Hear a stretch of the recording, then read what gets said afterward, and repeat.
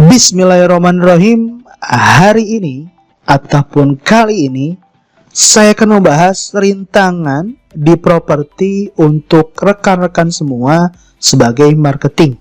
Dan ini rintangan properti versi saya yang memang saya alami dan juga akan nantinya bisa kalian ketahui dan perlu nantinya rintangan tersebut harus kalian lalui.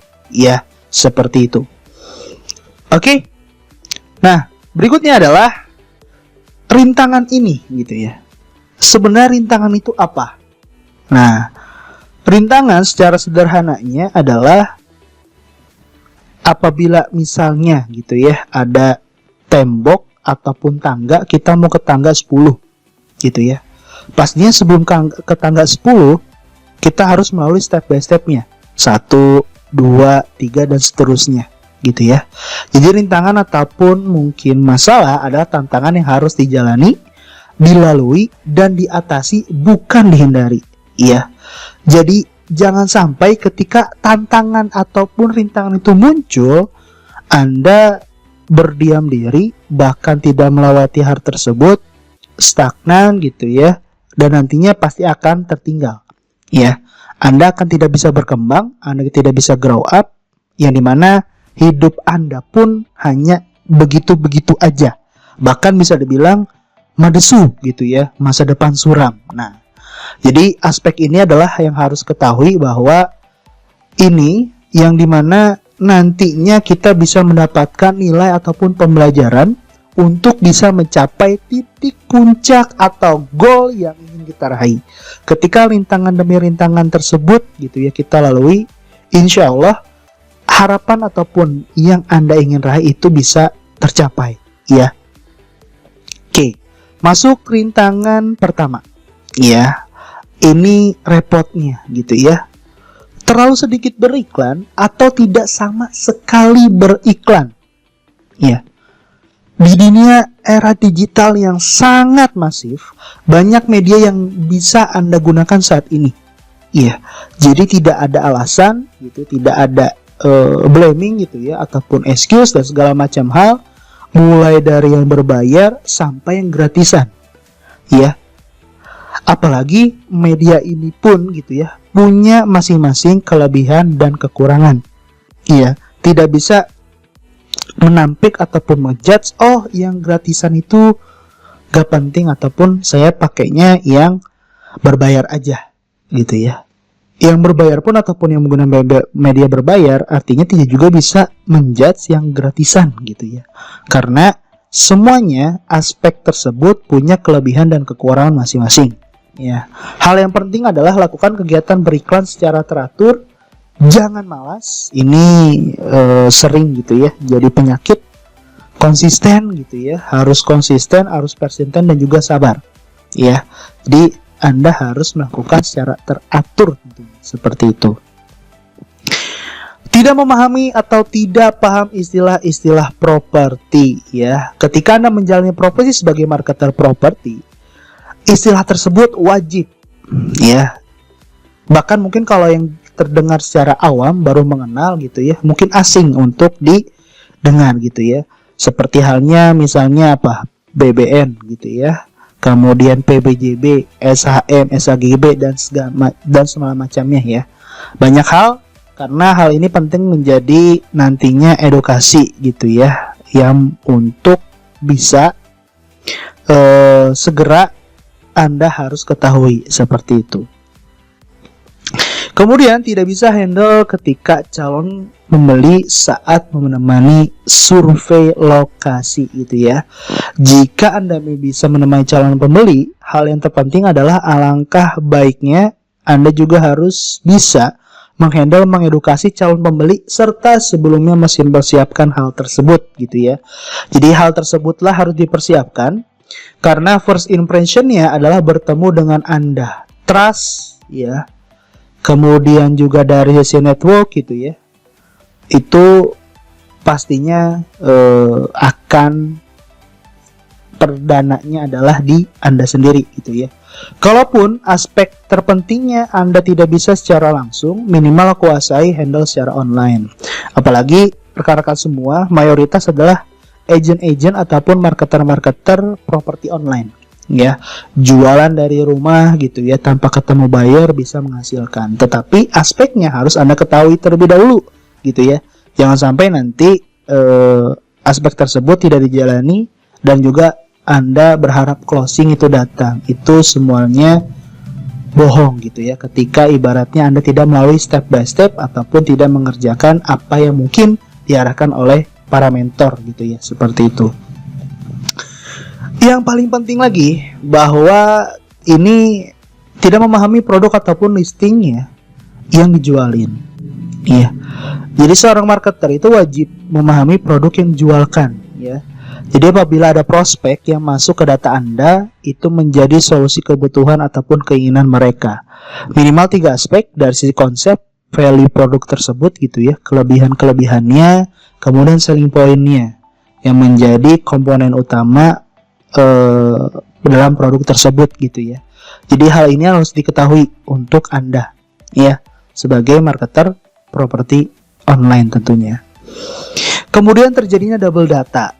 Jangan heran ketika misalnya pada saat Anda berjualan ataupun mendapatkan prospek itu bisa sama dengan pemasar ataupun marketer lainnya. Jadi aspek inilah yang mungkin sangat wajar gitu ya, tidak menutup kemungkinan. Jadi jangan sampai nanti meributkan dengan prospek yang memang itu belum closing ya. Fokuslah bagaimana caranya untuk mengclosingkan hal tersebut ya. Karena pada nanti endingnya ketika Anda sudah bisa bekerja ataupun juga mungkin udah menghandle dan terjadi transaksi closing, endingnya enak ya, Anda mendapatkan komisi. Tapi kalau misalnya diributkan double data, prospek tersebut didapatkan, itu belum menjadi aspek ibaratnya tidak kejelasan ataupun belum pasti itu closing, ya udah anggaplah Anda membuang-buang waktu, karena aspek tersebutlah masih banyak leads ataupun prospek yang potensial yang bisa Anda dapatkan, seperti itu. Kemudian susah mencari listingan. Nah, listingan yang harus dicari yang memang benar-benar clear sehingga membuat nyaman Anda sebagai pemasar dan juga calon konsumen yang ingin membeli ya. Seperti itu. Jadi aspek inilah yang harus diketahui. Apalagi kalau sekarang mah enak ya. Jadi rekan-rekan semua ataupun Anda itu tinggal menjualkan aja. Listingan sudah disediakan gitu ya, aspek-aspeknya sudah ada, materi, pembekalan dan semacamnya. Ya. Apabila misalnya nantinya Anda ingin mencari, hal yang perlu diperhatikan adalah clear dan clean. Jangan sampai proyek itu tidak terdelivery.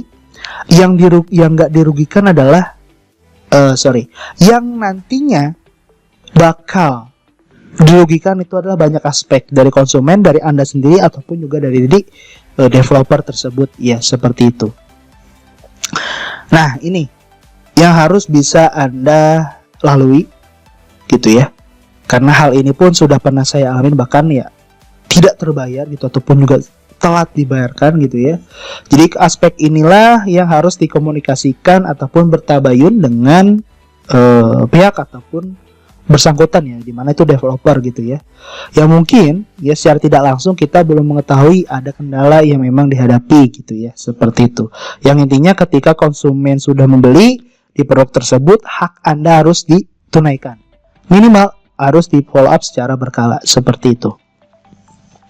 Nah, aspek ini mungkin sudah pernah saya jelaskan dan beberapa ataupun Anda sudah pernah tahu, tetapi ini saya akan coba reminder terkait dengan learning curve ini, kurva pembelajaran gitu ya. Nah, di sini ada yang namanya learning curve kayak traffic gitu ya, dan juga hal-hal yang memang benar-benar bisa dibilang sering mungkin akan kita temui dalam kehidupan gitu ya, nggak cuman Anda sebagai marketing ataupun agent ya properti online ini.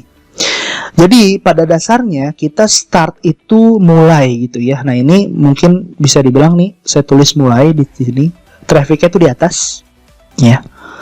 Berjalannya waktu ya, waktu demi waktu gitu ya, hari demi hari gitu ya.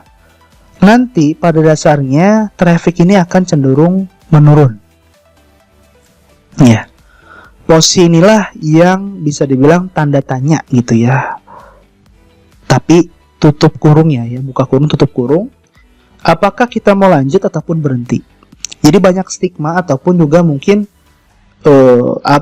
hasutan ataupun dalam pikiran dari rekan-rekan semua, kayaknya ini udah ngiklan gitu ya selama sebulan, 2 bulan dan segala macam, tapi kok belum ada hasil gitu ya. Udah dapat leads-nya banyak, tapi kok nggak ada yang survei. Udah banyak yang survei, tapi kok belum ada yang closing gitu ya. Padahal sebentar lagi gitu ya, Anda itu ketemu dengan yang namanya aha moment. Trafficnya itu akan naik, tapi ketika memang Anda persisten ataupun sabar gitu ya, akan naik. Yang ketemu namanya aha moment. Ataupun kalau misalnya Anda marketing properti pemula, itu pecah telur. Ketika memang tantangannya pecah telur itu banyak, tapi ketika nantinya sudah pecah telur pun Anda tahu polanya, bahkan mungkin nanti bisa closing rutin. Biasanya seperti itu ya. Nah, ini terkait dengan learning curve. Kenapa saya mau bahas ini? Aspeknya ada di sini ya. SD, ketika Anda misalnya mencari kerja ketika dewasa gitu ya, pasti ada tahapan-tahapan yang dilalui ya, minimal dari sisi pendidikan gitu ya. SD ya, kemudian SMP, SMA plus kuliah gitu ya. SD itu terhitung sampai 6 tahun lamanya. SMP 3 tahun, SMA 3 tahun, ataupun kuliah ditambah kuliah, anggaplah kita ambil S1 itu 4 tahun. Hitungannya 12 tahun sampai 4 tahun saja, itu di total 16 tahun. Kita begitu menjalani rintangan demi rintangan ataupun step by step yang memang itu baru nyari kerja ya. Belum kerjanya gitu ya. Ini baru nyari kerja aja. Ya. Coba Anda bayangkan, coba Anda flashback ataupun Anda bisa bermuasabah gitu ya. Ketika Anda join ke agent properti online 1 bulan ya, belum kelihatan, 2 bulan belum kelihatan, 3 bulan belum kelihatan, sampai ada mungkin gitu ya, tapi di luaran sana gitu ya, ada yang sampai kayaknya saya nggak cocok di sini ya.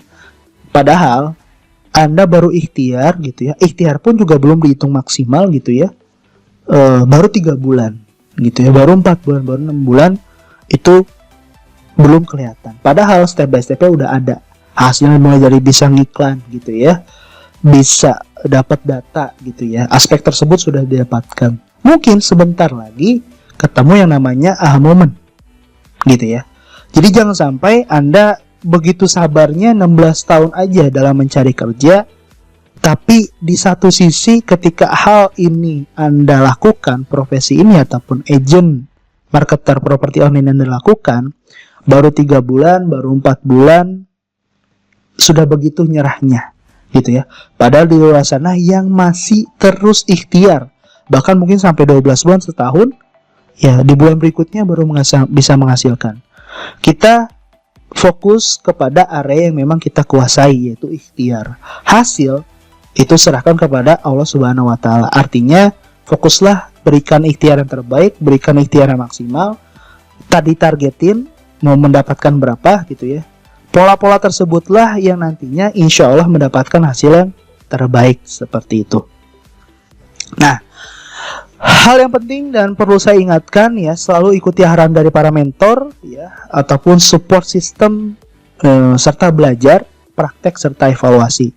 Hal inilah yang mendorong Anda untuk bisa menjadi lebih baik, lebih luar biasa lagi, yang nantinya harapan-harapan Anda sebagai agen marketing properti online tentunya bisa sesuai dengan harapan seperti itu. Itu aja dari saya.